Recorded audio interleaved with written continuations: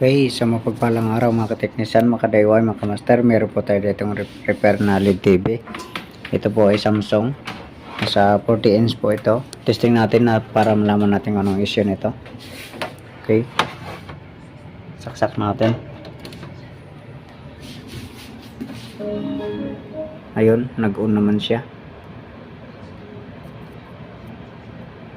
Yan. Pero walang picture.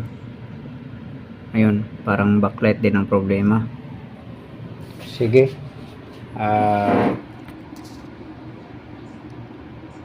Buksan po natin ito, ayusin natin. Samahan niyo po ako.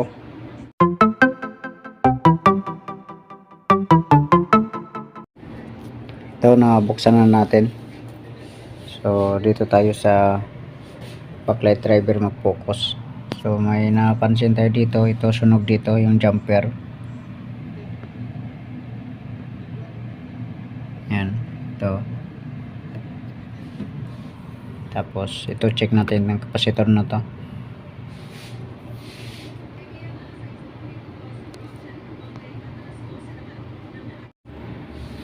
Okay, ito. Bali pinalitan natin ulit ng capacitor.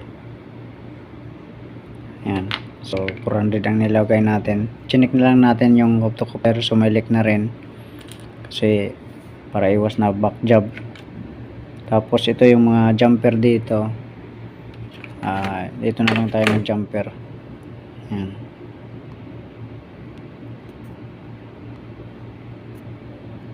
Yan. Okay, sige. Testing natin.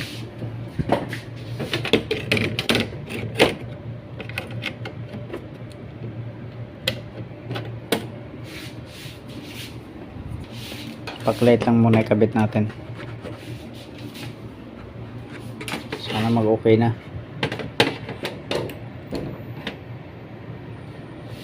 Wala. Walang ilaw.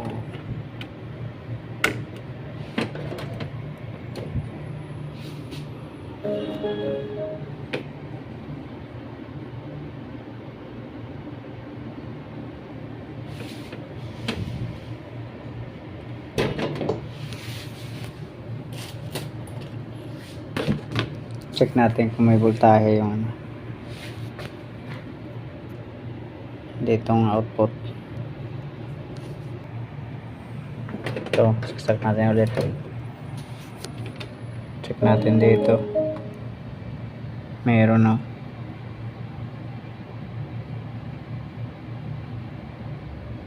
Merong supply. Baka sira din yung ano nito, backlight nya. Check natin yung backlight. Ito, check natin. Walang ilaw.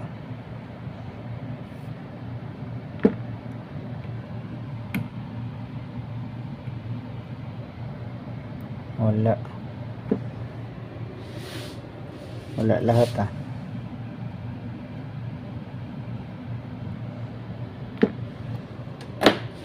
walang ilaw lahat. Nakapundi lahat ito. Sige, buksan muna natin yung backlight. Ito, na buksan na natin. Tanggal na natin ang LCD. Check natin yung backlight.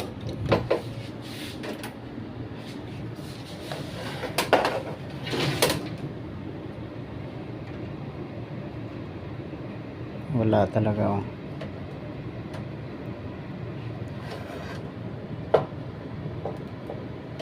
wala lahat. Walang ilaw. So meron naman tayong pang palit dito. Maghanap na tayo dyan. Ito, mili tayo dito.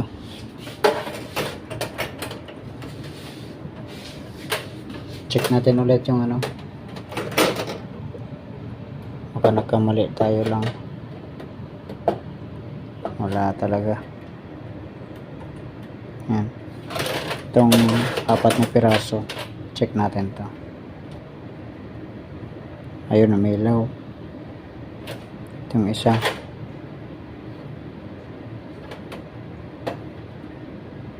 Ayan, okay din. Ito. Ayan. Okay yung apat. So, palitan natin yan. Ito, napalitan na natin. So, ito yung dati niya. Okay, testing na natin. Baka hindi rin umilaw.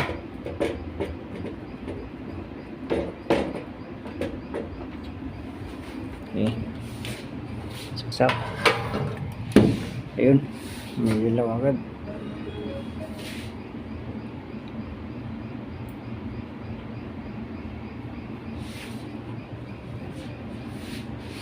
Oops. Merong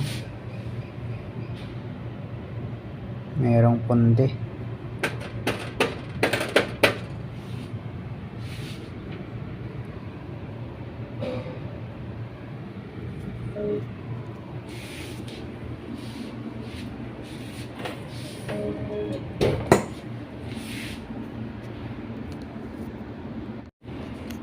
Umiinit yung pinalitan natin lahat.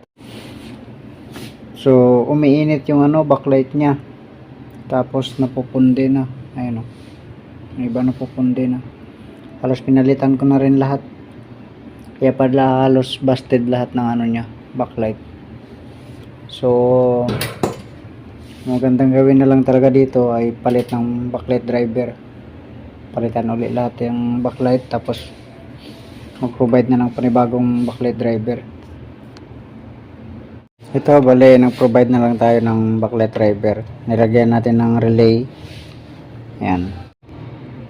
So, sa ibang video ko, pwede nyo panoorin kung paano ko ito install. So, testing na natin.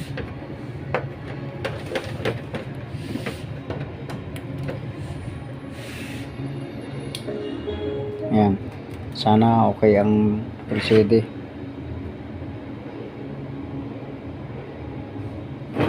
Bakit wala?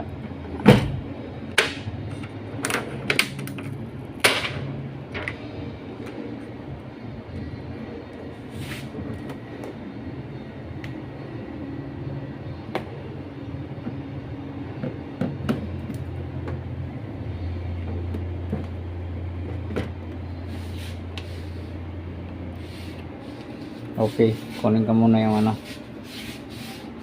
switch nya. Ito. So, nag-loss lang pala dito sa LVDS.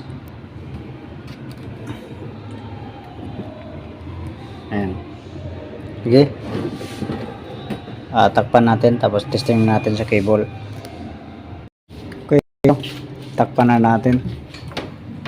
So, nakabit na rin ang cable. Saksak natin.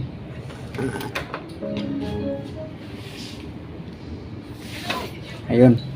So, okay naman. Okay, sige. Hanggang dito na lang video natin. God bless po sa inyo lahat.